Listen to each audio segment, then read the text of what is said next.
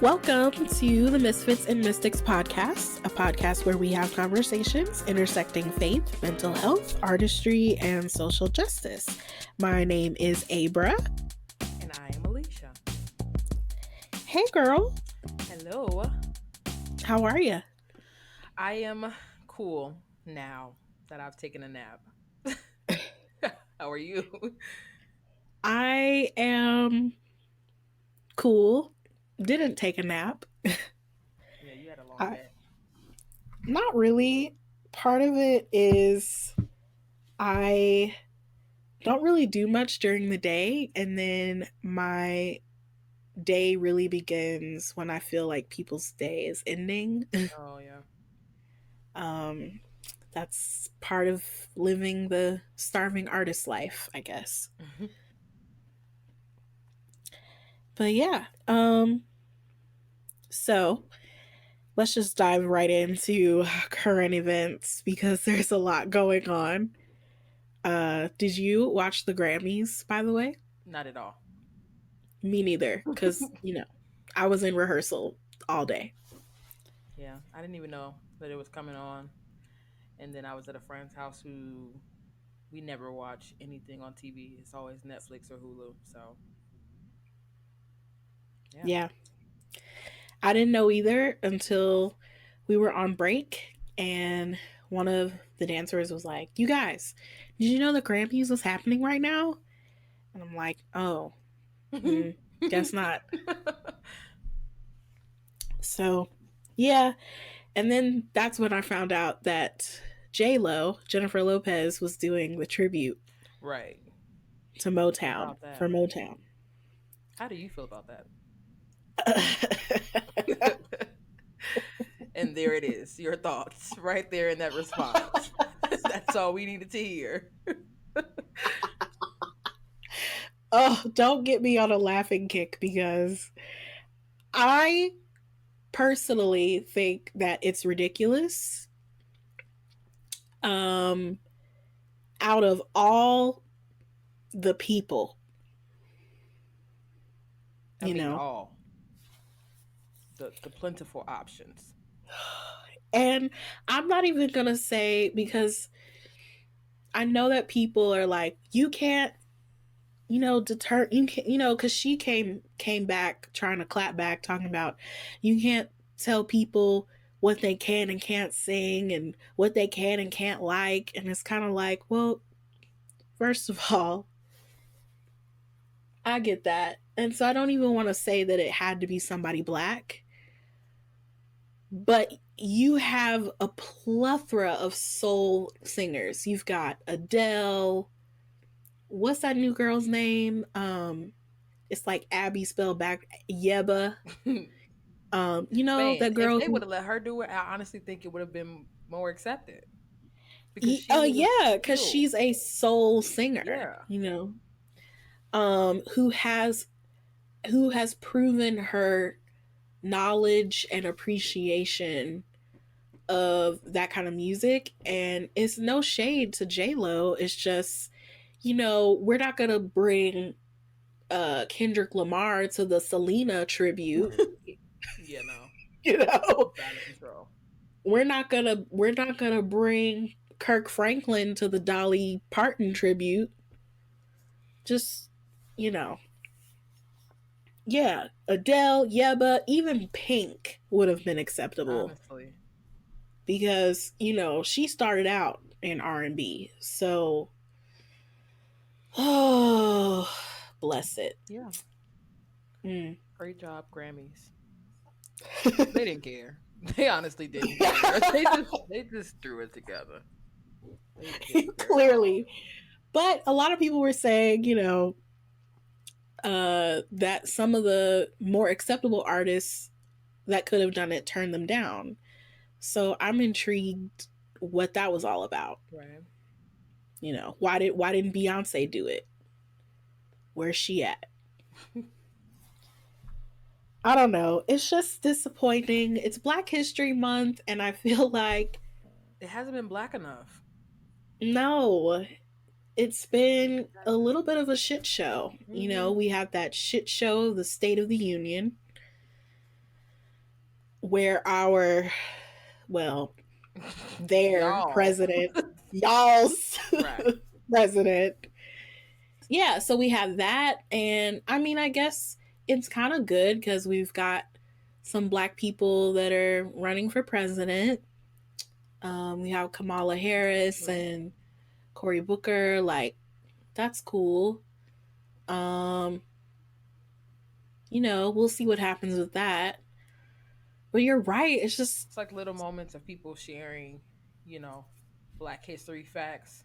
Like I've definitely seen some things, some facts that I didn't know before. So that's always interesting every year. People come out with like, oh, did you actually know that this person was the first to do this? Like, that's always cool. So it's those little clips, those little moments, but it just doesn't feel like, mm, I just hmm, need some real good, like, black energy, like black ass energy. I don't feel that. agreed. I made a Black History Month playlist on Spotify. Oh, yeah. So if you want to follow that, What is it called? I called it Black AF hyphen BHM. Yeah, I like it. Yeah, and it's a good mix of old school, new school. Uh, some of it is just like, random songs by a bunch of black artists. Some are very specific to black issues, I guess. Um, conscious rap and the likes. There's some gospel on there. You gotta have that. Uh, just all the things. Yeah, So that's sort of been keeping me in good spirits. I like But that. speaking of Black History facts, I we decided to take a little moment to share a Black History fact for the next couple of episodes this month. Um, so I wanted to highlight, shout out to Kimberly Crenshaw, who is a law professor and social theorist. And she is the one that coined the term intersectionality, which is a very hot button word, especially within a lot of social justice circles and feminist circles and all of that stuff. So, if you don't know what intersectionality is, it is defined as the interconnected nature of social categorizations such as race, class, and gender, regarded as creating overlapping and interdependent systems of discrimination or disadvantage, a theoretical approach based on such a premise. And that's from the Oxford Dictionary. So basically, she coined the term. It was, kind of the basis of her paper written in 1989, which was Demarginalizing the Intersection of Race and Sex, a Black feminist critique of anti discrimination doctrine, feminist theory, and anti racist politics. So basically, it's just it helps critique mainstream feminism, aka white feminism, in the sense that some of the concerns, like the limitations of being a homemaker, didn't really apply to black women, as an example, because, I feel like second wave feminism, there was a lot of concern with, I'm a homemaker, but I want to be more than that. And for black women, that didn't really apply to us because we're out here working all Right. the time to provide for our families. So the type of or how oppression works for us looks different than what it might look like for white women. Um, because at the same time, we're also experiencing sexism within the civil rights movement, in the sense that black women may not have been able to lead in the way that they are now because of that sexism that occurs among black men. So,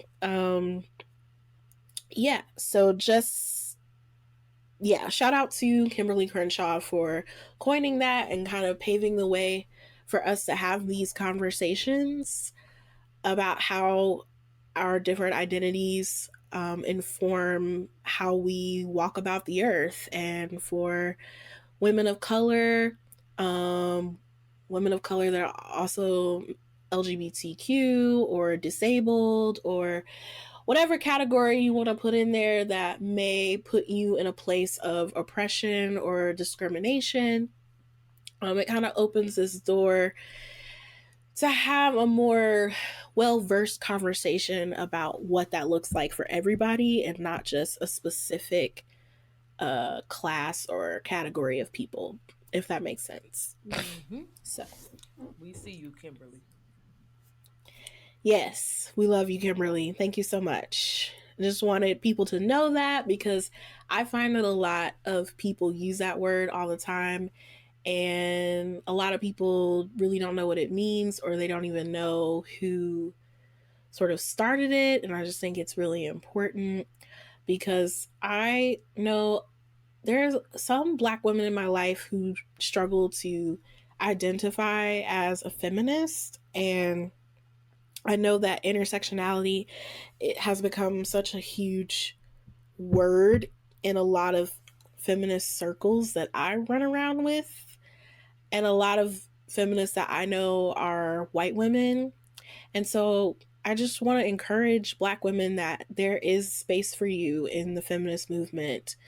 And this is kind of evident to that. And there's different kinds of feminism. And in my opinion, the best kind of feminism is the one that is intersectional, the one that includes all the parts and all the people and all the fights, because we're in this together.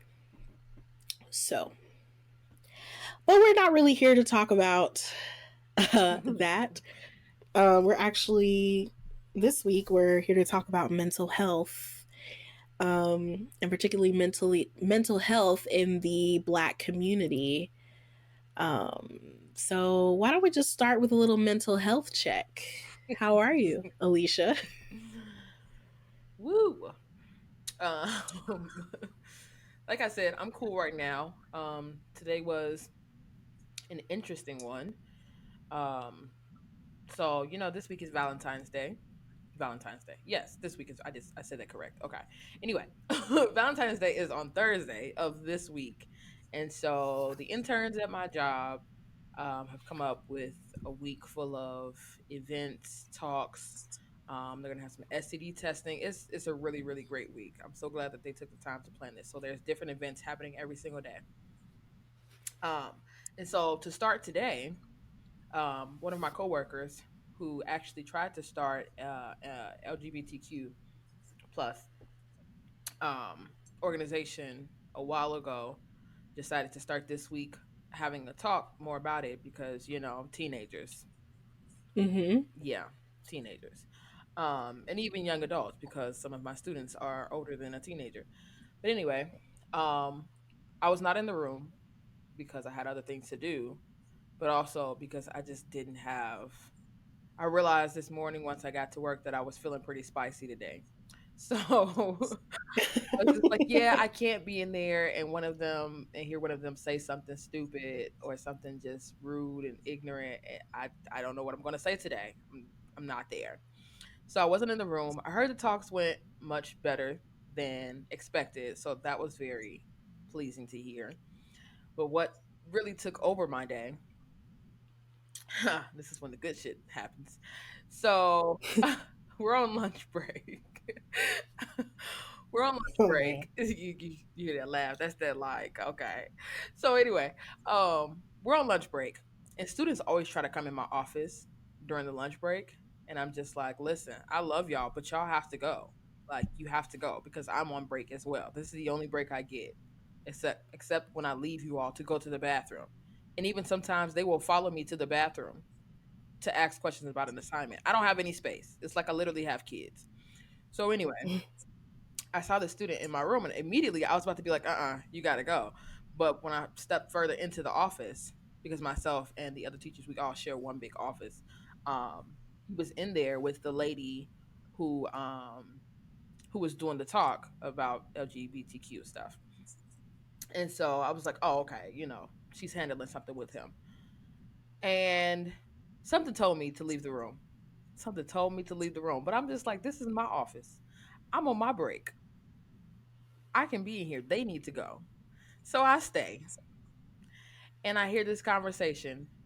And he is trying to argue with my coworker about the fact that he believes just like one can be born gay, he believes that one can be born a pedophile. He believes it's literally in one's genetic makeup, your DNA. Oh no. And so I was outdone from the beginning. I was outdone. And mind you, this last year this was our youngest student. Like he actually came in to the school earlier than he was supposed to. Um, Mhm. because we don't start at freshman year. We're a backup school. We're kind of like alternative. So most people they don't realize that freshman year starting out they need to go to an alternative school. Um, Mhm.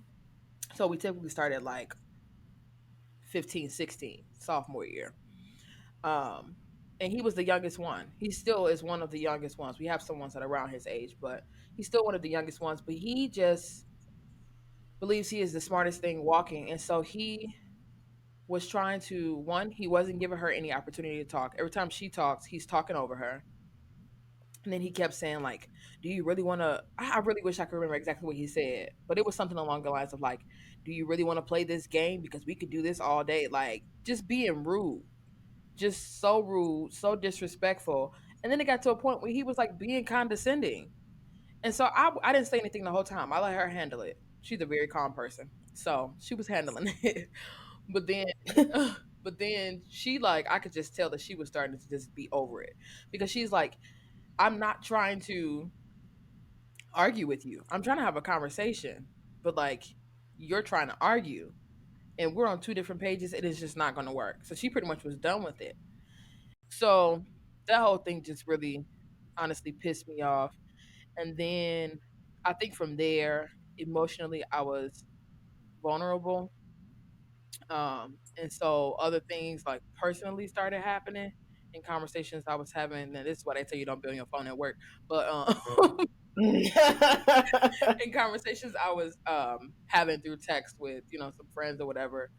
And there was three different things that like all happened today within my phone social media world. And I think everything just kind of like got to me. And so it took me to this place of being like anxious, but it was like an anxious that was driven by frustration. And I haven't felt that in a long time, and I didn't like it. Like I felt like if I could physically show it, like when you so mad that like your shoulders and everything are like bunched up, and it's just like inside you feel all this energy like within your shoulders and your neck and your head, and it's just like I don't know. My energy was so high, but like it was a very high, like anxious energy. It wasn't like a good energy. So yeah, that really messed up my positive, mental health energy today. Because lately, after all of that being said, lately I have been um up and down. I've been feeling some I guess like loneliness is the way that it's been like really showing the most. Um and so that's been kind of scary. Just because I know like when I felt like that last year, that's when I started to I don't really even know. It's confusing. Like I kind of started to shut down or whatever, and I just remember there was a time where I would come home from work every day and I would literally like ball up in the corner of my couch and be like crying and shaking. Um, and so when you feel certain things and they remind you of like a certain time in your life, then you're like, okay, is this gonna turn out the same way? So I've just been kind of like constantly trying to check in with myself and spend more time around people, but at the same time, I know that I need to spend more time alone right now. Um, and I don't really even have that many people. Going back to what we talked about, before with the whole um, having community or whatever, I don't really have people physically around me that I'm comfortable being my authentic, chill, don't have to show up self. So yeah, it's like life has been good, but I'm also like constantly keeping an eye on myself. You know? Yeah. Yeah. Oh, that's a lot, you know? Definitely can relate to the feeling of loneliness and feeling like when you're on the job and, because I work with kids too, and sometimes they just say the darnest things and can trigger things in you that you sometimes don't even know are there, and yet you have to save face a little bit, while still trying to be as authentic as you possibly can without letting your emotions get the best of you.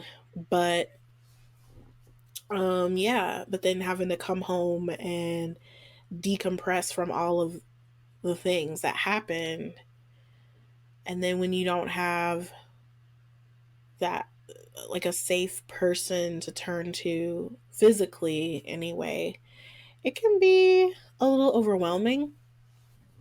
So totally. And I think that just like is a good segue into the topic of, talking about mental health, particularly within the Black community, because I feel like everything that you just shared, especially the the part of feeling alone, like feeling lonely and the feeling vulnerable to the point of crying and things manifesting in you physically as well as emotionally. I feel like in the Black community, these types of conversations don't Yeah. happen among our friends or our family. And if they do happen, if someone does talk about, oh, I had a rough day, or these are some struggles that I'm having on a regular basis in managing my moods or whatever the case may be, it's usually shut down with oh, you got this, or, we resort to the religious Hmm. cliches like, oh, just pray about it, or, trust God, it's going to work out, everything happens for a Right. reason.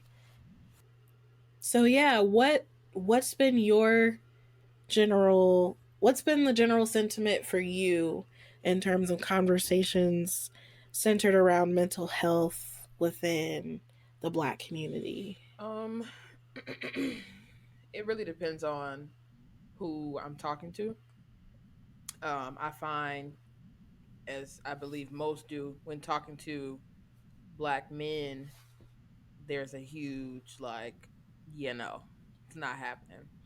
Um, and of course, just going back to men need to be quote unquote men, and they need to be strong, and pretty much they just need to get over it. You just need to, swallow it all and move on because you got too much to do. And it's weak to have emotions and all of this stuff. Um and so it's really hard having those conversations with men. I do have one guy friend who is very, we're like the same when it comes to therapy. You mentioned therapy, we both get excited like, yes, let me tell you all of my good experiences, let me tell you why you need to go. So I love that he's so willing to talk about it. And I have, some other guy friends who are the same, who will openly talk about it on, Twitter or whatever, or just in conversation with me. But the majority of black men that I've encountered, it's like, and even if they are open to it, they still won't necessarily go, like people just don't feel like they Mm-hmm. need help. And even me saying it that way, I think that's the thing that people get so afraid about. To say that you need help is seen as weakness, or it's seen as like you can't handle something on your own, which honestly is the case. Like, we're not meant to do life alone, period. So why do you think that when things get rough, that all of a sudden you need to just push everybody away and be like, well, let me just handle this, you know? And sometimes it is like Hmm. that. Like, there are certain things in life that you do have to handle on your own, or certain seasons you have to go through in a sense on your own, but there's never a time that you really need to fully be alone.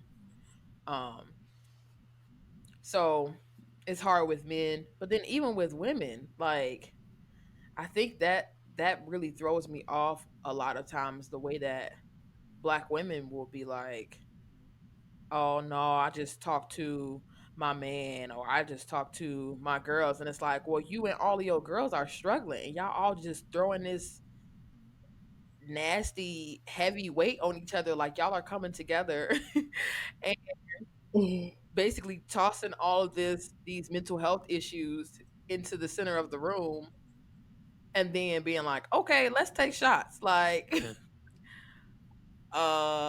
okay, that didn't solve anything. Like, it is nice to talk to, other people. That does help. There is some type of weight taken off if you're in a room with people who regard you. If you're in a room with people who care, who are actually listening and taking in what you have to say, and maybe even trying to um share some things with you to help you with the situation you're in, or just reminding you, like, hey, I know you're going through a rough time, and not to push off anything that you said like it doesn't matter, but I just want to remind you that you're important, you're beautiful, you're loved, all that type of stuff. If there's something else there, then that's good. But when it comes to, like, let me just go be my girls and be like, yeah, so I'm going through this, but it's whatever. Let's go out. It's this constant, like, oh, it's good. It ain't that big of a deal. But it's like, no, it is that big of a deal. I just tweeted, I think it was yesterday, because I was texting my friend, and I've told her multiple times she needs to go to therapy. So many times she needs to go to therapy. Um, and so I was texting her because she had missed church, and I was saying, like, she was like, I really wish that I woke up, because she overslept, and so she was saying she really wished she woke up because she knows that she needed church, and I'm like, yeah, I know you needed church too, which is why I kept calling her, trying to get her to wake up so she can go to church with me, and she was just like, I don't even remember what the conversation really was, but it just led to her being like, oh, I'm gonna be like, it's cool, it's no big deal, and so I just flat out was like, when are you gonna go to therapy? And she's like, "Oh my gosh, what do you mean?" And I'm just like, "We've had this conversation before. This is nothing new. You know that you need to go to therapy." And it's not even for things that are happening right now, but it's just like, at the age that we are right now, this is the time where all of your past trauma really comes up for everybody. I think that's a pretty like, it's a consensus. Like, in your early 20s, I don't know, shit just be like resurfacing, and you be like, "Damn, like, that did happen. Like, Hmm. wow, that actually did affect me." Because it's like, even some things you remember that it happened, but it's not until you get to a certain age that you start to feel the effects of it. Um, and so I'm just like, yeah. So when are you gonna do this? Because she works with me, and so I get, before, of course, the whole not having insurance, all of that stuff. Like, yeah, I definitely get that, because there was a time where I didn't have insurance either. But then that's when I was introduced to sliding scale therapists. And so I'm just Yeah. like, okay, there are ways. And then even out here, where we live, when I first got to my job, I didn't know that my insurance was over. And that was the time where I needed therapy. And I forgot that, as teachers, or just working in a school, period, well, in my school at least, I forget what the program is called, but there's a program in most schools that provides free therapy for teachers, for people who work in schools. And so I forgot about that, and I couldn't sign up for health insurance. And so I was just like, I don't know, but I literally just, like, went and looked, and I think I asked some people, and I found that there are places, at least around here, I know not so much in Chicago, but at least around here, that you can go and literally just basically get free therapy. That they prefer donations, of course, and so whenever I had money, I would try to, like, give them a donation, but it's literally up to you how much you want to give. You don't ever have to give anything, but of course they just say, like, hey, if you can help us out, just to keep our business running. But if you don't have it, then it's okay. So for a while, I was going to therapy completely free, like completely free. And I told her about this program. I even brought her with me one day because her car wasn't working. So I was like, actually, this is perfect. So you can go up there and talk to them. And that was a thing. But then it was just like, once she got a car, then she still didn't make that move. I'm not going to force you into therapy, but it's just like we have these conversations about how there's so much that the black community goes through individually from, our childhood and all the trauma that we all experience, but then also just honestly just in our bloodlines. Like that's a thing that you feel the effects of trauma from years way back that you didn't even go through. But then also with the way that we're affected by media, it's like honestly we're Mhm. constantly targeted. It's so many things that can weigh on you just literally being a black person. Not even experiencing anything personally, but just if you're aware of what's going on around you, if you encounter certain people as a black person, you need to talk to somebody. Like literally every black person needs to be in therapy. Yeah. Absolutely needs to be in Yeah. therapy. And so it's really saddening to me how many times I have to like argue with people about why therapy is good and why you don't need to be afraid and why you don't need to feel like you're weak. Like who even came up with this, like we're weak because we have emotions?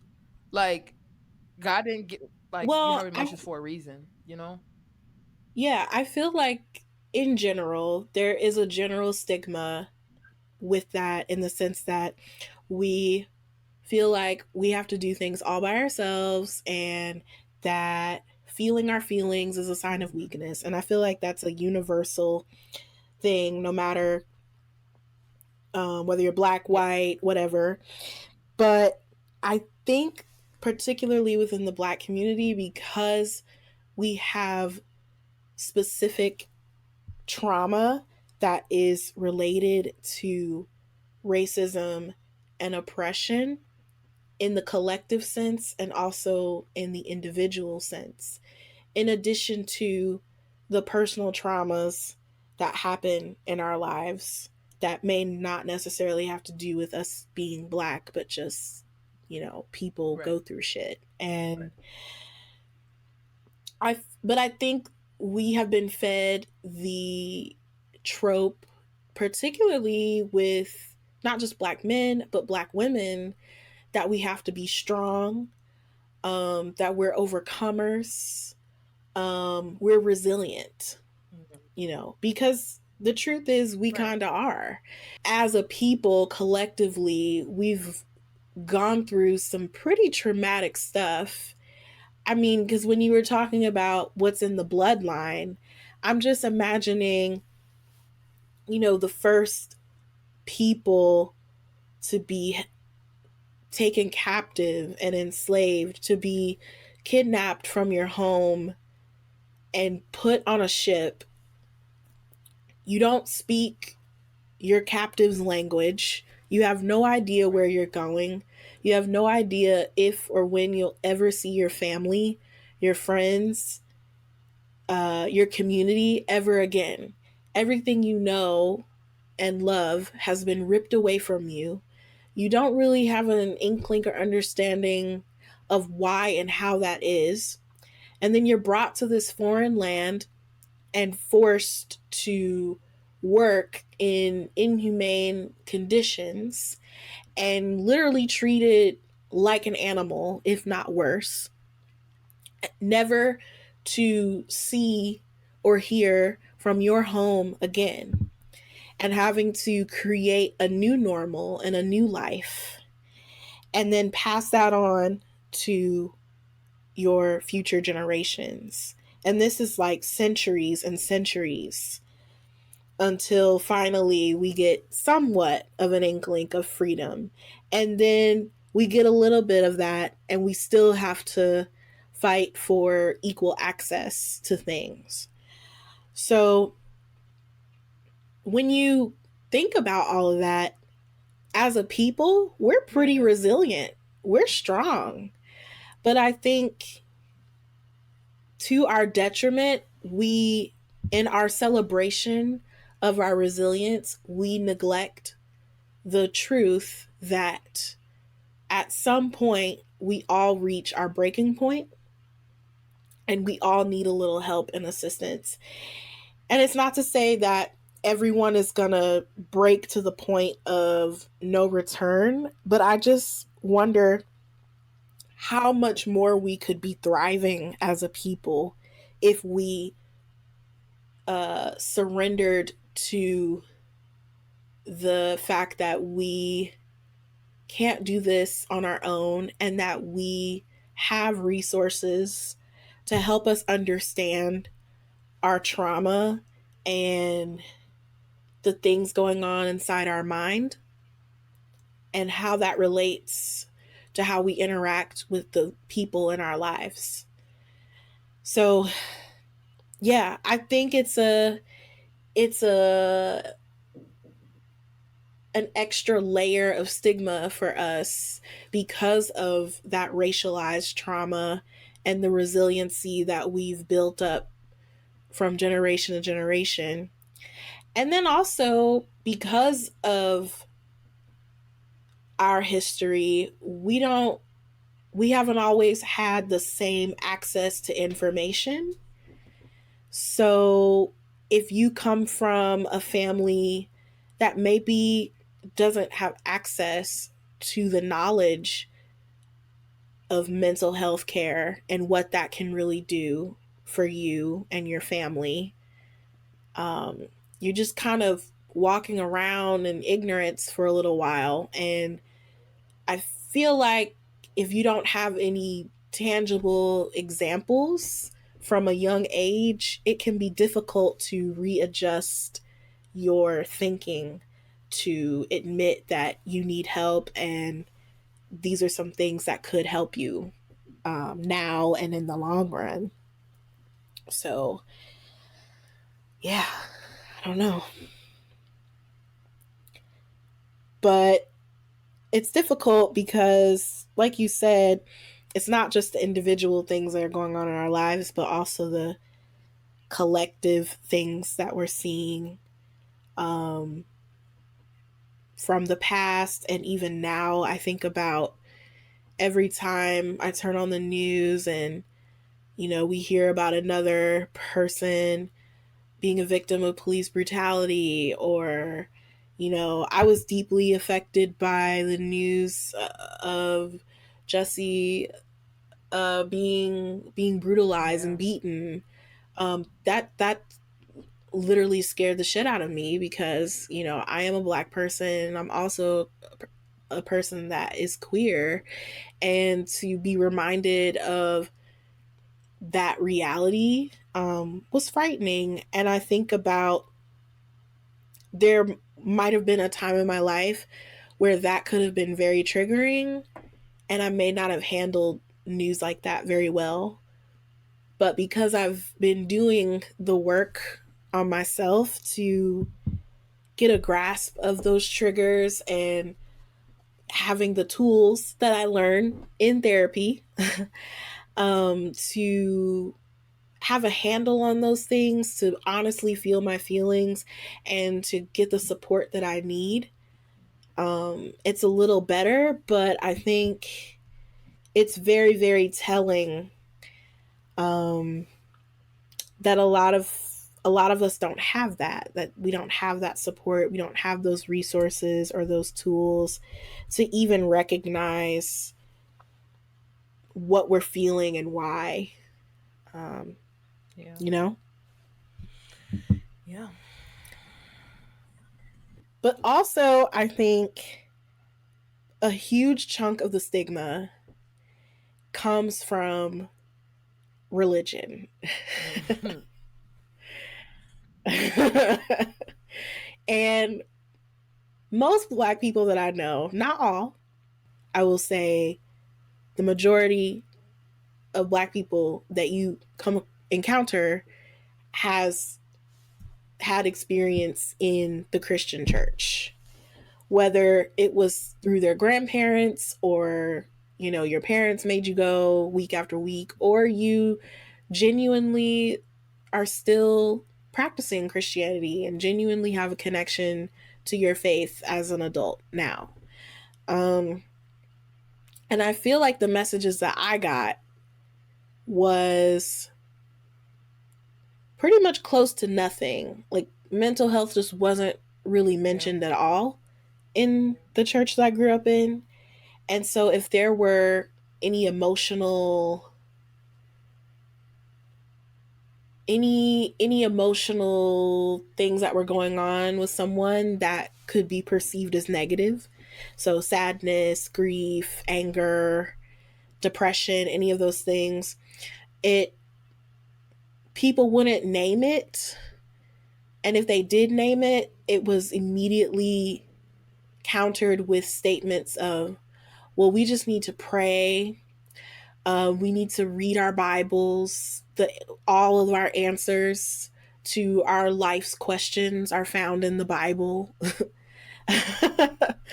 um, all you need is Jesus. We get that a lot, and I think that plays a role into thinking, oh, I don't need to go to therapy because I have Yeah. Jesus. So in reference to your friend who's like, I really, wish that I would have gotten up to go to church, I wonder if part of that is informed by the messages that we receive that, oh, Jesus is all I need, and if I can just get closer to Jesus, all of my problems will be solved. And quiet as kept, I am a devout Christian woman, but and Jesus, yes, Jesus is my everything, but Jesus is also a waymaker in the sense that the creator of the universe created us and gave us minds and created us to be innovators and co-creators and to keep growing this world, right? And he has equipped us with scientists and doctors and therapists who have made it their life's mission to study human beings and understand who we are and why we are. And it's kind of like, use the gifts that God gave you, in the sense that in this case, we have therapists, we have psychiatrists, we Right. have doctors, we have people who are experts in this thing called mental health.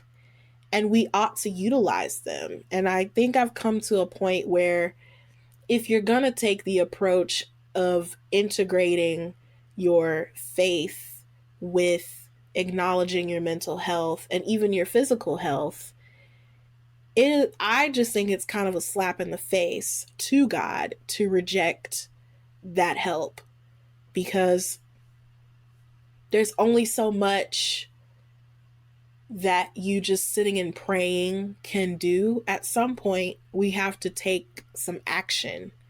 Let the prayers be a starting point to help lead you into what your next move needs to be.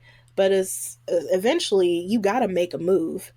And I feel the move is, get in some therapy.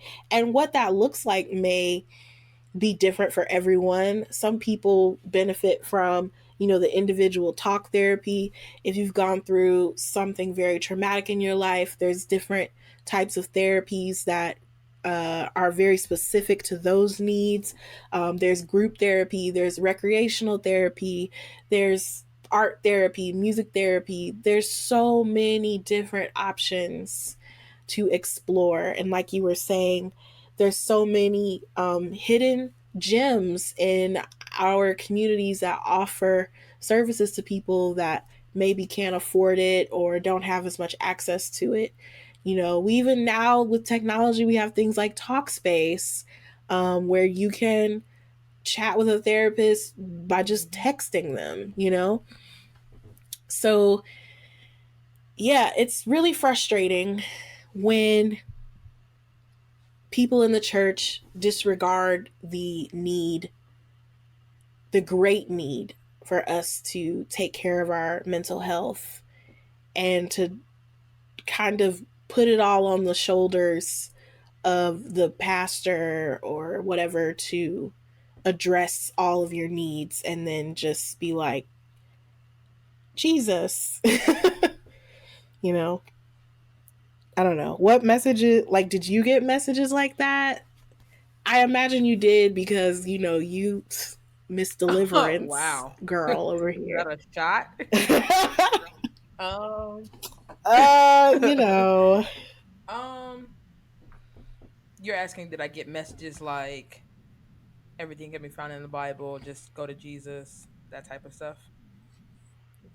yeah, or what messages did you get, if at Yeah, all? growing up, I don't think I really got any messages. If I did, I don't remember. Um, but I mean, as I got older, like within in the past, maybe like 6 to 8 years, um, definitely got some. Well, are you spending enough time in prayer? Um, well, the Bible says be anxious for nothing, so you shouldn't be dealing with anxiety. Um, I got some when it comes to Mm-hmm. depression. I got some, um, you know, that's a spirit. Um, what else did I get? I didn't get too much, and the reason why is because I already knew what I would get, so I didn't really share as much either. The only time that I True. shared or have shared just like ever when it comes to like really close people that I know that I would get that from was when I was worried about myself, or like when I was living at home with my parents. In that period, I had a period that was like it was kind of like I graduated from college already, but I didn't actually graduate. Like I had a semester off. Mm-hmm. So in that semester off, in the semester before that, which was student teaching, so I was home for like a year. Um, I was very depressed during that time, and so the only reason why I shared it is because my depression was I didn't know how to control it. I didn't know what to do, and so it was coming out as anger a lot of times, and like very, very, very low patience, and not wanting to be bothered and stuff. But of course, if I live in a house with my parents and siblings and my nephew, like there's no way you cannot be talked to, bothered, or whatever. So the only reason why I shared it is because I felt terrible. Like I would feel so bad every time I would go off on somebody because I'm not trying to, but I just don't know how to deal with what I'm going through. Um, so I shared it and it was okay, but then it was also like not the best. um, because I mean, to be honest, like my family just doesn't necessarily know how to deal with it. I think they've gotten better.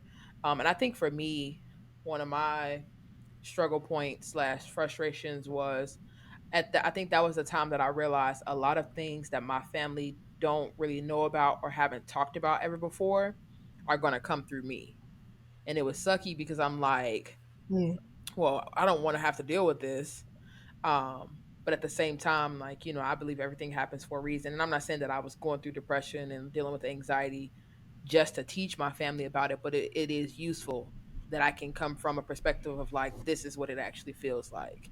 And these are the different ways that it can show and stuff. But that was really hard. I think that's something that's still really hard for me when it comes to anything that is a taboo topic in Christian households.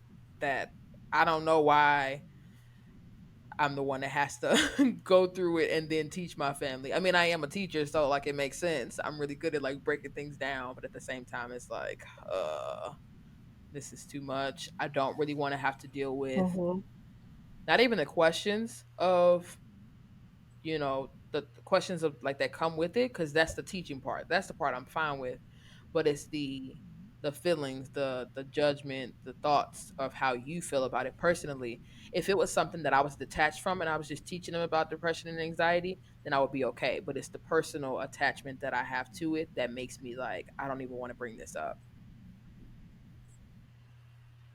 Yeah, I mean, So, like with my family, I think because both of my parents are nurses, it benefited me in the sense that when it came to my parents, I was able to be a little bit open with them, and they actually encountered and experienced things like behaviors that they could see with their own eyes. Oh, there's something going on with our daughter. We may not necessarily know exactly what it is, but it's there. But also, at the same time, I know my dad has often said that in the beginning, he had no clue, because he was looking for these sort of traditional warning signs, but I wasn't really Hmm. displaying that with, at Yeah. least to them.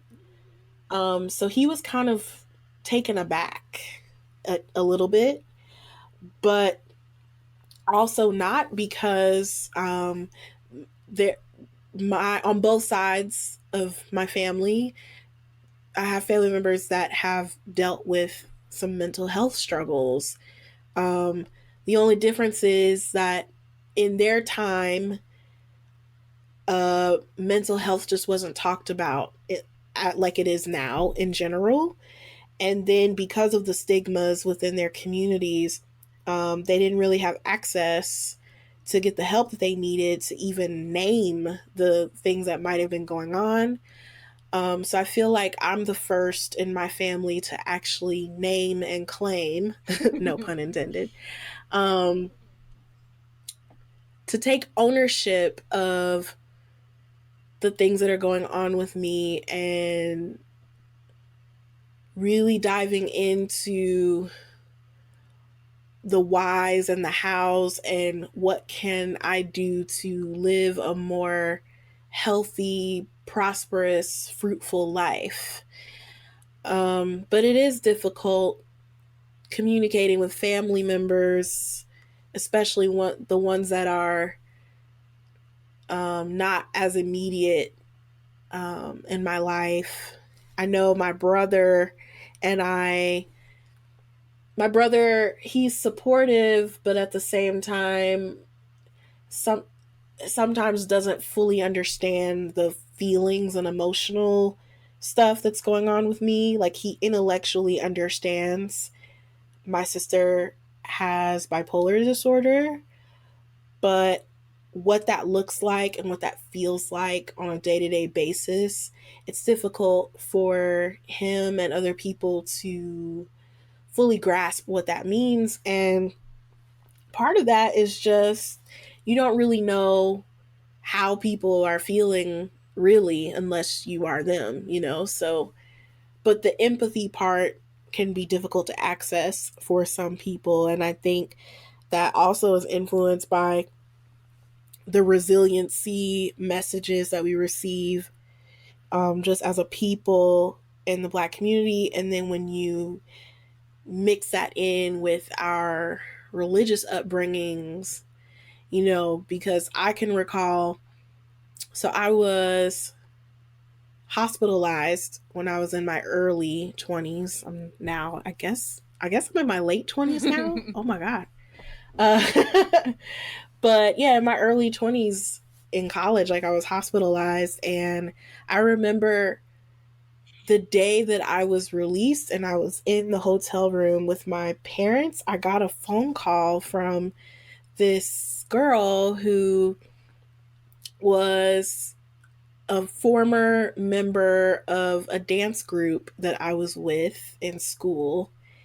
And we had been in communication this past year or so with because of dealings with that organization. And for some reason she just randomly called me. She had no idea where I was, what I'd been going through. And she called me and just wanted to like check in, and we started talking to me about some of the things that were going on with the organization. And then that's when I had to disclose to her that I was taking a year off from school because I of some personal things that were happening. And I just remember her poking and prodding and eventually kind of forcing me to tell her, something. And, I kind of was forced into this disclosure of being like, yeah, I was in the hospital and things have just been really rough for me emotionally. And I remember her not really knowing what to do with the information and then proceeding to say things like, well, you can't have your testimony without your Mm-hmm. test. And just started spouting all these unhelpful cliches and messages and things that it was the literal manifestation of my fears of this is what is going to happen if I tell people what I've been going through. It was literally a culmination of all of the ignorance and all of the unhelpful remarks. And I just remember being in that hotel room feeling so shitty, and feeling so ashamed. But at the same time, it lit a fire in me to hope for a day where I wouldn't feel that Mm-hmm. shame anymore and to help other people come out of that shame, particularly within the Black community, because I realized that a lot of the ignorance that I was receiving was coming from my own people. And I started to investigate, why is that so? And my investigation kind of started with, okay, what are we being taught in church? Because a lot of it is rooted in the, you know, what God has to say about all of it. And, I do recall people saying things like, oh, you have a spirit, the spirit of Yes. depression, the spirit of bipolar. And I'm like, it's not a spirit, it's an illness. It's literally a chemical imbalance in my brain. Now, I do toy with the idea that those of us that have a mental illness might be more vulnerable to spiritual um, oppression and darkness, I guess. Um, in the spiritual sense, I do think that because I have that chemical imbalance, that sometimes the enemy, or whatever you want to call it, um, can access that in ways that's an access Mm-hmm. point, I guess. But to just reduce it to this spirit that we can exercise away, it's just it's simple minded to me, and it's actually very harmful because we like pray it away and we think we're all better, and then it comes up again and we wonder why we're not getting better, and it's because we're not addressing the underlying issue that really has nothing to do with Yeah. the devil and everything to do with the things going on inside our brains and the environments that are around us and the trauma that we've encountered and just all of those things. And I'm sorry, but your pastor, likely, unless they have a psychology degree, is not equipped to Yeah. walk you through that. Like, they can be there as a support to you, but at the end of the day, like, we've got to get to a point where we are going to the expert in that field to say, this is what I'm feeling, this is what I'm experiencing, and this is how it's manifesting. And I need someone to help me walk through that in a tangible way that isn't just a quick fix, because I think we want the quick fix. De- Like the praying is like a quick fix, you know, the deliverance is a quick fix. We're like, come to the altar and I'm going to lay hands on you and now your depression is going to magically disappear. No, no, no. Because all the things that got you to the depression is yeah. still ever so present in your life. And until you deal with that in a holistic way, so mental, physical, emotional, and spiritual, you're still going to struggle. And the reality is that I'm in a good place, in a really, really good place. I'm probably the healthiest that I've ever been mentally, but it's still like every day a work in progress. I have to be diligent about how I live my life in order to manage my Yeah. moods, you know? Because these are the cards that I've been dealt with. I don't know why, and maybe I don't spend a lot of time wallowing in the like, Yeah. why is this happening to me? It is what it is. I have bipolar disorder, therefore I have trouble managing my moods, and sometimes I get really manic, and sometimes the mania can manifest in a very fun way. I could be the life of the party and you never know that there's anything actually wrong with me. And then sometimes the mania manifests in very destructive ways, where I'm not your best friend anymore. And then sometimes I'm really, really, really depressed, the lowest of the low, to the point where there have been times where I've wanted to leave this earth and have attempted to do so. So it's like coming out of that, those extremes, and getting to a place where I can be stable and functional, it's taken a lot of work. And I have to credit a lot of that work to my therapist, my psychiatrist, my doctor, like, and the people around me that refuse to just give in to the simple quick fix answers, but are willing to walk with me thoroughly, um, to sort of keep me in check, and and hopefully I can do the same for them in the ways that they need. And so once I kind of started that journey of ridding myself of the shame, I feel like the universe is just like opened me up to finding people that can actually be supportive and helpful in that process. But I also recognize that as a community, we could be doing a much better job of creating safer spaces for our friends and our families to authentically explore their mental health journey without the shame and the bullshit, you know? Yeah, definitely. That reminds me, have you seen Black Ink Crew before? I have not. Okay.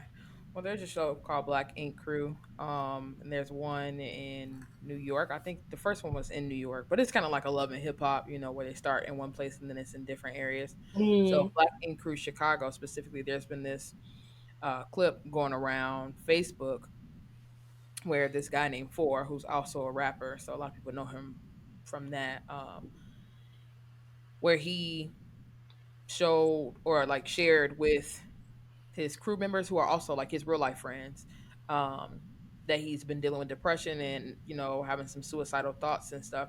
And so a lot of people have been sharing it, and they were just saying like, like one of my friends shared it and she was just like, you never know what people are going through, check on your people. And then some people were just like, this was a really nice moment.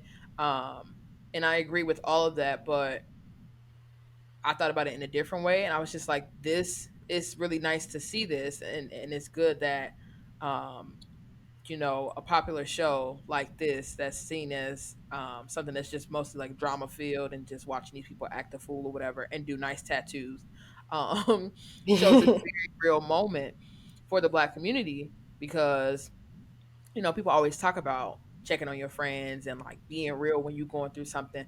But that's the thing, I feel like in those situations is so two-sided, and it's usually one side or the other or both missing in a lot of people's relationships. So there's the side of the person who is going through this mental health struggle, and them, you know, having to do it afraid, and going to their people and being like, hey, this is how I feel, even though, that's really hard. If you've ever experienced those moments, especially when it's like suicide, you don't want to Mm, scare people, and you don't want to make it seem like, I think people are always afraid of looking, like I said again, weak, or like they're trying to, get attention and stuff. Like, they just yeah, don't want this big thing or whatever. Um, but then there's also the side of the friends that you go to.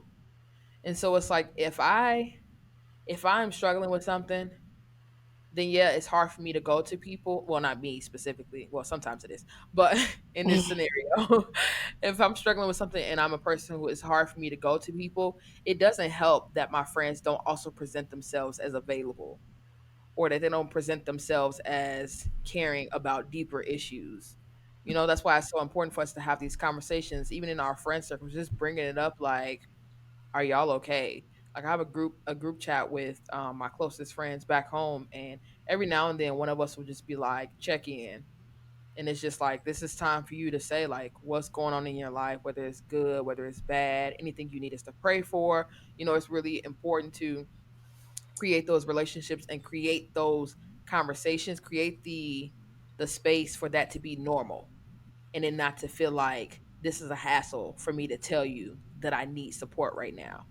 And I can yeah, honestly say, even with my friend group, I still struggle with that, just because I've just always struggled with feeling like I'm a bother, and like, those type of um, things. But that's something that I recognize in myself and I have to push past. But then I also do have friends, um, more friends that I've made who know that about me, and they make it clear, and they always take the time to remind me like, you're not a bother. Like, literally sometimes we'll randomly just be like, hey, I want to have a conversation with you and like just check in, and we haven't talked in a while. And they'll say like, what's up, what's been going on? And then they'll take the moment to be like, so yeah, how do you really feel? Like, hmm, my best friend, she is always like, one of the greatest questions she asks, and it's so funny because she's literally so sweet. She'll ask sometimes like, how's your heart? And the first time I heard her ask it, I'm like, what are you talking about? But that's a great question. Like, when I've asked people that, it throws them off. But once I explain it, then they're just like, wow, like nobody's ever asked me that. And that's just honestly a better way to really understand that when I ask you, how are you? I really mean, how are you? This is not some little like, interaction with a coworker or a random person that I see in the store, and I'm just be like, oh, hey, how are you? Just out of, you know, this is naturally what we say, but you know that that person doesn't really care to know how are you, because they have no type of relationship with you. If we're in relationship, if we're in, going spiritually, like covenant, like very close relationship, when we hold each other accountable and we really love on each other and want to be there for each other, then it's important to ask, to check on your people, like my friend said. But it's also important for your friends to create that safe space. If you don't feel like you can go to people and they're going to hold you, they're going to, support you, sustain you, then it's just like, of course I'm not going to share.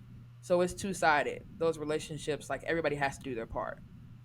absolutely, absolutely.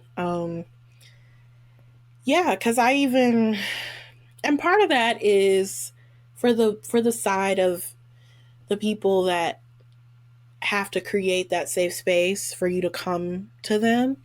I want to I don't want it to come across like I'm just, bashing everyone for not being perfect support systems.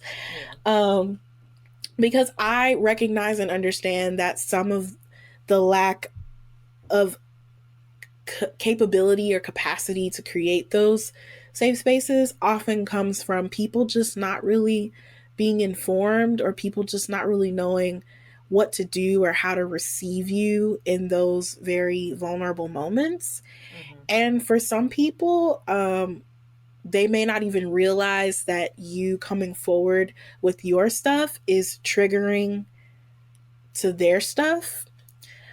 So it's important. I think it's important to acknowledge that, which kind of just goes back to kind of the point of this whole conversation in the sense that I think as a community, as a collective people, we have to do better about informing ourselves and educating ourselves about the different struggles that people have the potential to go through and what is most useful in being that support and recognizing when and how you have the capacity to help and when and how is the time to sort of back off. Yeah. Because you're talking about, those close relationships that we develop with people where there's sort of this agreement, that we're going to be there for each other. And these are the ways that we need to show up for each other. But then I think it's a little gray in with the people that are in our lives that don't have that same intimate access to us. Mm-hmm.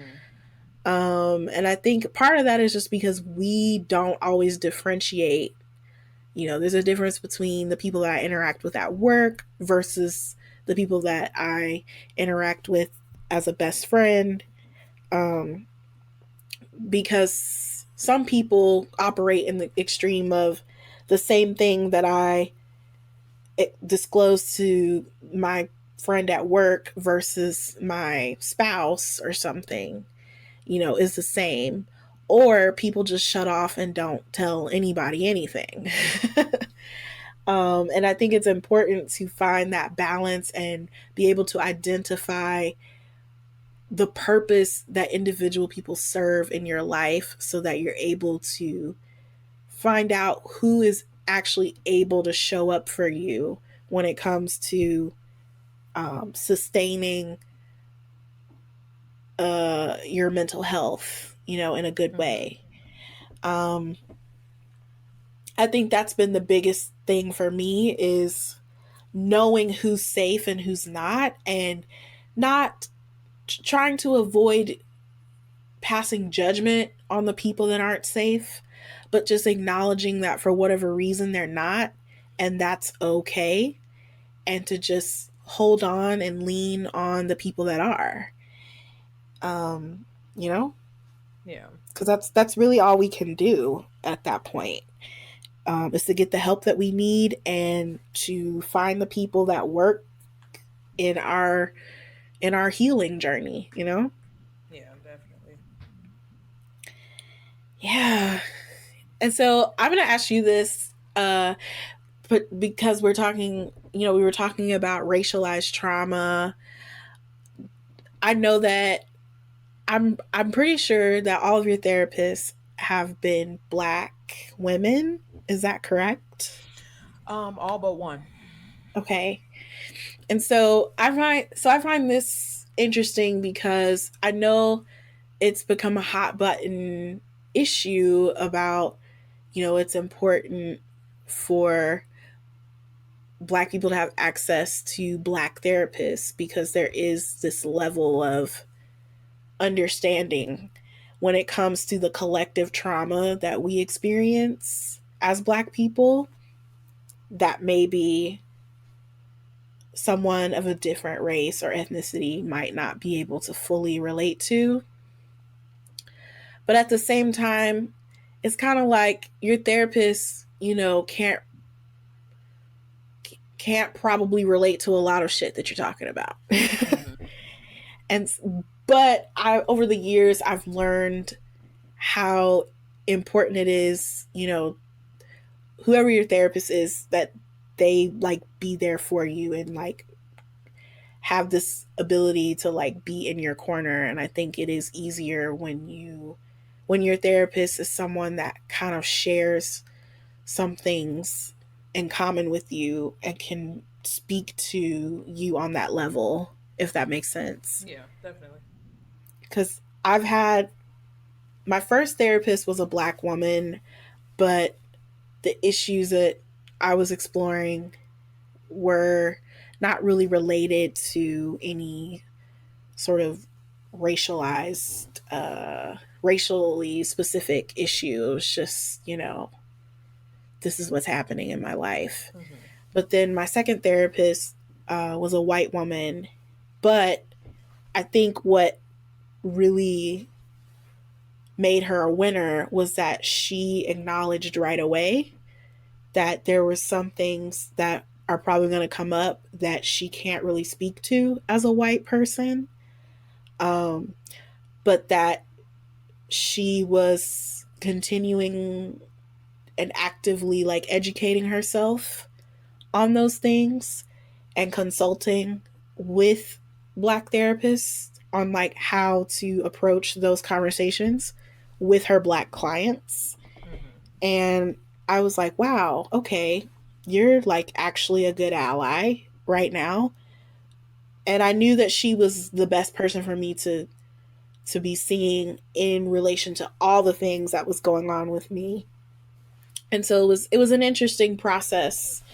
Um, but I know that some people have experienced therapists where they didn't really connect because, you know, that therapist wasn't fully able to understand, the traumas that are very specific to our racial identity. And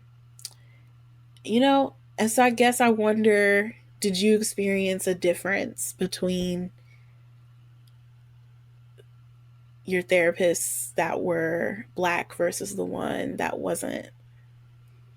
Um, yeah, so none of my therapy sessions or anything ever really had to do with blackness necessarily. I mean, there were things that were brought up, like if I would talk about um things when I was younger and like, oh, in black households, blah blah blah blah blah. But there wasn't really anything in particular. Like I never went for like actual race issues. So the only difference I realized is just the comfort. Like when Mm. I talked to my black therapist, I just felt um I felt more comfortable just in general, like when I first got there.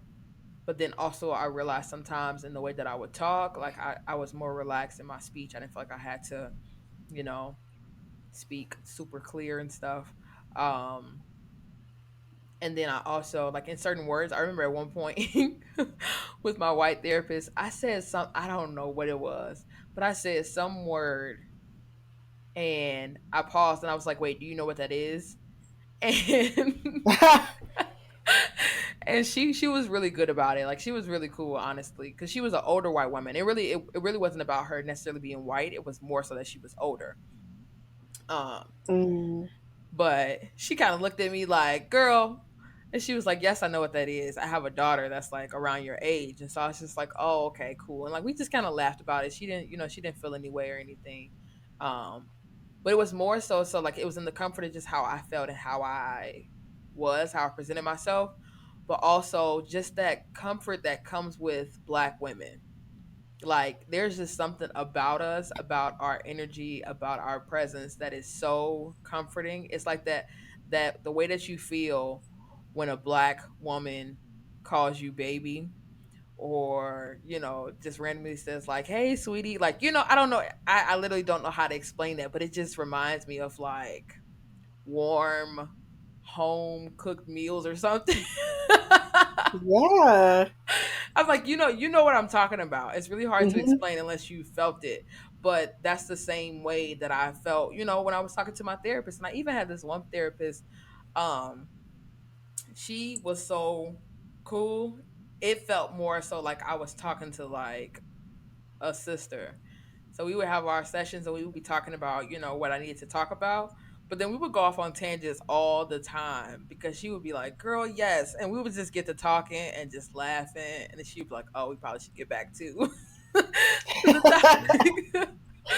But that's because like with her, she had her own business. And so she, like it definitely was timed with the sessions, but she didn't have to stick to that because literally it was just like let's meet when we're both ready to meet. and I have pretty much all day. Like she would make sure that she had extra time, so just in case we went over or anything, then we could just talk. And so a lot of times we would have very normal conversation, or even in the therapy, like that type of therapy reminded me more so what I was talking about when you talk to your homegirls. But it was also very useful because she still was very knowledgeable, and she actually was certified and had a degree, and like this is what she does. But her approach was very like homegirlish, so it was really nice. It's more so in just like the feeling, the comfort that comes with it for me. Yeah. Yeah. I mean, I guess because my first therapist, I started seeing her when I was 12 years old. So there was that sense of, I'm a child, she's an adult. There's only so much that I'm going to tell her in a relaxed way because there's still that power dynamic, I guess. And then I definitely felt comfortable with my second therapist in the sense that, we would sometimes go on tangents. Like she was very mystical like me. And so sometimes we would go on these like tangents of like, and what if like God is blah blah blah, and then we would just just have these really interesting weird conversations. But I definitely feel what you're saying. There is a level of comfort among other black women. And I guess it's not been until recently that I've recognized the power and importance of that. Because I don't really know why, and maybe that's something for me to explore. But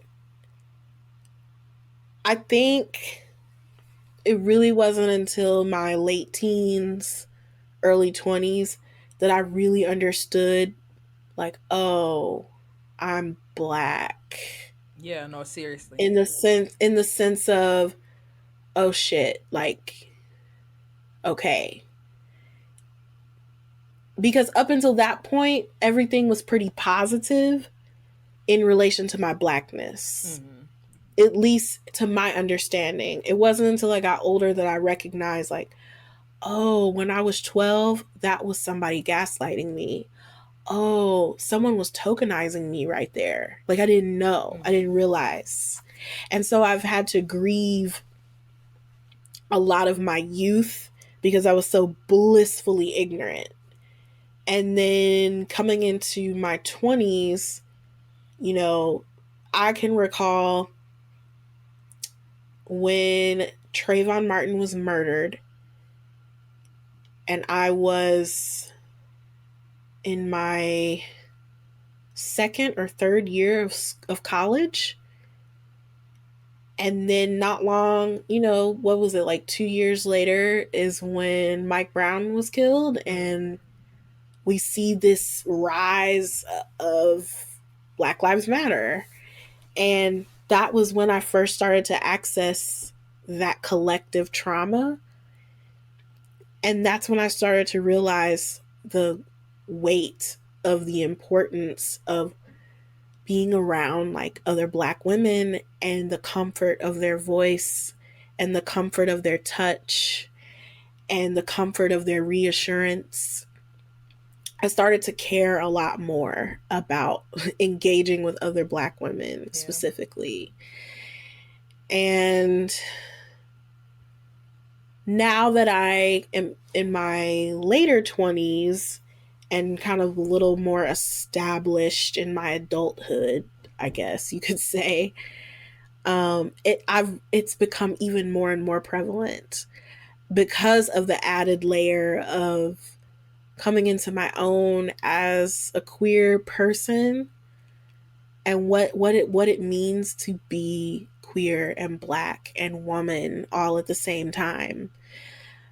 I've So that added layer of also finding home with queer black women specifically right now has just been so fruitful and so beneficial to my mental health because sometimes you just need that escape place where Hmm. you can talk to people that can meet with you at that eye level. Like, yes, I know what you're saying. Like, I don't have to go through the process of explaining to you Yes. what I'm feeling, because what I'm feeling is also what you might be feeling Hmm. too, you know? Yeah.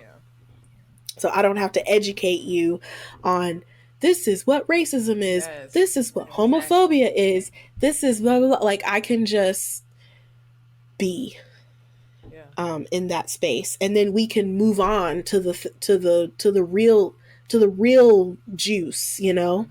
because like the racism and sexism and all the other isms, that's just the surface, Yeah. you know. Um, but now we can really get down to the meat because I don't have to spend time explaining it Yeah. because you're living it, Exactly. Yeah. you know. Absolutely. Yeah, His love. yes. So I guess to wrap up this thing, what do you how do you think we as a community, as a black community, how do you think we need to steer these conversations, or where do you think the conversations need to be going in order to sort of remove the stigmas and to get us to a more healthy place, a healthy outlook on what mental health is and what it can look like for us? Um. Hmm. I feel like that's kind of hard because there will always be people who are defiant in any area of life. Mm-hmm. And there will always be people who enjoy being stuck in their ways. But for those of us who recognize how important it is to share your story, to be open so that you give other people the space to do so and to let them know that it's okay. I think the more that we share, then the more people will realize, like, hey, it's just a part of life. And it'll be much better if we can all be honest and then support one another from there. So people like, first person that comes to mind, first two people, two of my favorite people on social media, Twitter to be exact, Demetrius Harmon. Um, really big, especially for him being a black man. He makes funny skits and stuff. If you don't know who he is, he makes funny skits with his best friend. Um, but every now and then he'll also stop and make a video talking about his mental health and how he, has struggled with depression and just encouraging people like, hey, this is what I've been going through. This is how I've been feeling. I've been making all these videos and stuff, but I just need a break for myself. He's very, very honest in where he is. And part of his platform, he's used his platform to consistently talk about mental health and how important it is to be aware of yourself and to get the help that you need. And then on the side of black women, and it's so beautiful that these are two very young people who are doing this. Black women, um, Quinlan, who is also Queen Quinn, I believe, on Twitter. She's also a very, very funny person, very quirky and just, cute and just kind of, she just does a lot. And I don't mean that, I mean that in the best way possible. Um, but she's also very, very open about her mental health. And I don't want to give an exact diagnosis of what she has because I don't remember, but she's talked about it before and she'll continually talk about what she's going through. So she, I mean, like I said, she's funny and but she's very open. So she'll literally just post videos of her crying. And like usually we make fun of that type of stuff, but because you like know who she is and like how open she is, then you know that this is not a stunt or her just trying to get attention or anything. Like she shares just because it's just kind of like the internet is just kind of her diary, but like her diary has become this book that we can all share and support her and also, find ways to support one another. Um so in whatever way that you do it, I think just as long as we continue to share those who have the guts to ignore all the other things that are being said about why you shouldn't speak up and why you should, keep it to yourself and you don't want people to know what you're going through, all that stuff. um Pushing past those things and realizing that me sharing my story is going to help somebody else, then I think we'll continually progress. I think we have already. Yeah, I agree. Yeah, I definitely think social media has given all of us this platform to be more open. I know I have engaged and encountered and met so many people of various communities that I occupy in, where they we can share our experiences with one another and be open and be vulnerable and help each other come up with solutions to the issues that we're having in our lives. I think things like this podcast Mm. um, is creating that space. There's so many other podcasts, like shout out to our favorite podcast, The Friend Zone. Yes, I feel like they are doing such a beautiful job of addressing mental wellness. absolutely. You know, Mental health, mental there's wellness, I I also like listen that. to this. Yes. I also listen to this other podcast called Therapy for Black Girls, Hmm. which is hosted by Dr. Joy Bradford.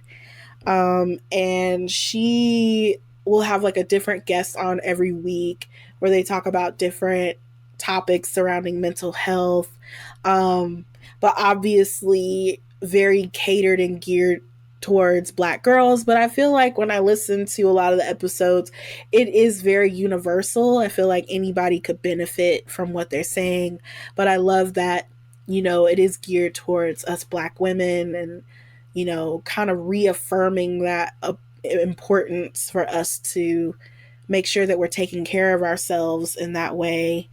So I've been really blessed and enlightened by that podcast as well. And so I think we're creating different avenues to have the conversation, instead of trying to force our more traditional spaces to come along for the ride. We're kind of carving out our own space. So if you can't talk to somebody in the church about it, go listen to a podcast or go follow somebody on Twitter that's talking about it, or, just like venture out into different avenues, get creative, and eventually you'll find your people that you can have those conversations with, and hopefully can lead you to some fruitful solutions. But yeah, it's super super important. And on a personal note, Alicia, you are super important to me, and you're not a burden ever ever ever ever ever. You're actually a light to my load. Thank you. Like real talk. So, I'm very grateful for you and friends like you that can create that safe space for me and other people to be our authentic selves.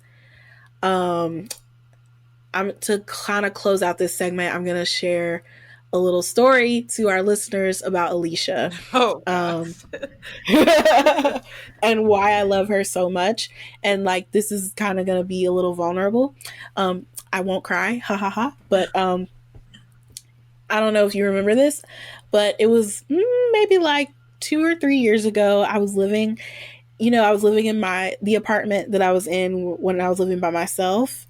Um, and there was this one day where there was like a spider or something in my apartment, and I like freaked out and had this full blown anxiety attack. And this was probably the year, maybe the year or the second year when I after I took my break from school. So I was sort of reacclimating myself to the people on campus, and there was like this generation of students that I had no idea who they were. And a lot of my friends that I was close to prior to taking a break had graduated. So I felt like, oh, I don't really have my people anymore. What am I going to do? And I remember calling my best friend, Kathy, shout out to Kathy, um, and being like, I don't really know what to do. And then she said, is there one person that you feel like you could talk to or you feel like could support you tangibly at this time? And I said, call Alicia. This is her number. And I guess she got in touch with you somehow. And the next thing I know, I hear a knock at the door, and there you are. Um, and I just remember you sitting with me and praying with me and talking with me and giving me that safe space to just be. And that was, I think, a pivotal moment for me and our friendship, at least for me, because up until that point, me and you just fun and games. Right. But to know that here's someone that has the capacity to hold space for me and to be mature about it. And it was hard because I think I was a little traumatized because, like I said before, a lot of other Black women in my life, have responded quite differently. And I was a little nervous because I'm like, I don't know. And I knew with with you having a similar religious upbringing, I was just really scared that you're gonna be like, come out, devil. But you didn't do that. I mean, we prayed, but with my consent, Yeah. which is super important to me. And but at the end of the day, you allowed me to be a human being, and I think that's what we all just need to walk away with. Just allow people to be human beings in whatever that looks like, because we can handle it. We can handle it more than we think we can. And I appreciate you taking that step to handle my humanness and all of its ugly glory. So, yeah. Alicia's a good person, y'all. Oh, thanks. I do remember that. Okay, great.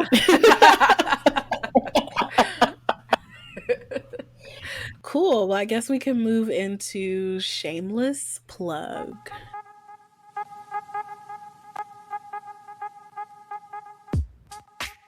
So, at Illinois State University, the Interdenominational Youth Choir and Black Student Union are having a Black History celebration. Um, February what? February 22nd and 23rd. So the 22nd is the Black History concert, which is the event that I'll be a part of.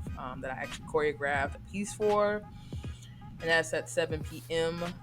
And then the 23rd is the Black Heritage Ball, which if you have been to ISU, then that's a yearly thing. So that's the 23rd. Both events are at 7 p.m. in the Bone Student Center, and they are both free. So yeah, Hey, free 99. honestly, Can't beat that. yeah. Oh, I have so many great memories of Black Heritage Ball. Um, it's a momentous occasion. So if you are at or near ISU, highly, highly recommend. And I remember me and you going to IYC's Black History event like a few years Yeah, back I together. remember And I had the time of my life. that. So also highly recommend. Um, in my neck of the woods, so last week, Found Movement Group, the company that I dance for, we had the amazing opportunity to create a piece and perform a piece for the Liberation Now Gala, which is a gala that Free for Life International, which is an anti-human trafficking organization that works to help educate and people about human trafficking and is part of like the rescue of victims and just providing resources for survivors of human trafficking. So they had a gala to help raise money for the organization, and they asked us in collaboration with Phoenix, shout out to Phoenix, who kind of put both of us together. We did a collaboration with Phoenix and performed a piece sort of detailing a typical survivor story and laying out the different roles that come into play when trafficking occurs and what it kind of looks like when someone comes out of a trafficking situation and going into the survivor process, the healing process. And that was a very interesting, moving, uh, I don't even have the words other than the final result was just beautiful. And I'm honored as an artist to be able to use my gift to tell the really important stories that need to be told and to impact people and compel people to keep giving and to keep working diligently to help stop and prevent things like this from happening. So I just wanted to shout out Free for Life International organization. You can just, look them up on their website. I'll link it in the description of this episode. And, I highly recommend just looking into their organization. If you have money, you should donate because the work that they're doing is incredible and so important. So, yeah, shout out to them. Thank you so much for the opportunity. I know I can speak for myself and everyone in Found that it was such an incredible, life-changing experience. And then speaking of Found, our show, The Way I See It, which was choreographed by artistic director Kaylin Manning, who we will have on the podcast next month. I'm super, super excited to have her on to talk about the show and just what her life has been like this past year. But yeah, our show is March 28th through the 30th at Track 1. Tickets are on sale now, and the link will be in the description. There's a couple of different ticket options depending on what kind of experience you want to get. So I highly recommend looking into that and, getting the experience you want to get out of it.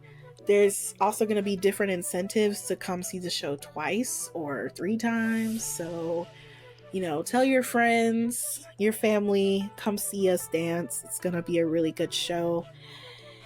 Other than that, just follow us, this podcast, on social media. We're on Instagram at Misfits and Mystics Pod and on Twitter at Misfits Mystics. And then if you want to, maybe be a little more intimate or private, shoot us an email at misfitsandmysticspod@gmail.com. So to close out, we have a selection. We're going to have a final selection before the benediction. No, we're not going to have a benediction, but we are closing out with a song. And what is our song, Alicia? Our song for the day is Optimistic by Sounds of Blackness. Yes. Are you ready for this? Okay, I'm actually looking up the lyrics right I now. just looked at the lyrics too. I know like the first like 2 lines and then I know the chorus. I'm not gonna really sing all of this, nor am I gonna sing it like for real. But you ready? Yeah, hold on. Because I typed in optimistic and it was like the Radiohead. I'm like, no, No, baby, no, I no, no. want Sounds of Blackness. Okay. Now this looks right. Okay, well, you started off, so. When in the midst of sorrow, hey, hey, you can see up when looking down. A brighter day tomorrow will Tomorrow will bring. Oh bring. my god, I forgot how I go. Oh, Ooh. optimistic. Go. Let's just skip to the chorus. Okay. Wait, where is it? Oh, I don't know. See, this is what Is we this the wrong suck. We version? fail. Okay, I'm just gonna start. You can win Oh, uh, as long as you keep your head to the sky. You can win as long as you keep your head to the sky. optimistic. Wow. It's a great song. Yeah, that is my song.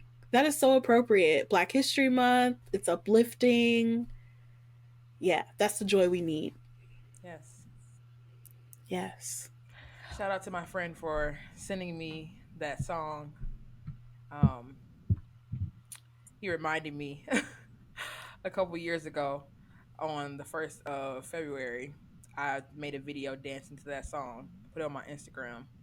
And he was like, every time I hear this song now, I can't help but think about you dancing in your backyard. So it's Oh my a great gosh, I song. remember that. Yes, I had on my green sweater that says love and the Yeah. O is Africa. Yep. Yeah. Now, okay, so that was you. Because remember, I choreographed a dance to this song. Hmm. And maybe it's because I saw you dancing in your backyard. Wow. Yes. Thanks for that. As long as you keep your head to the sky,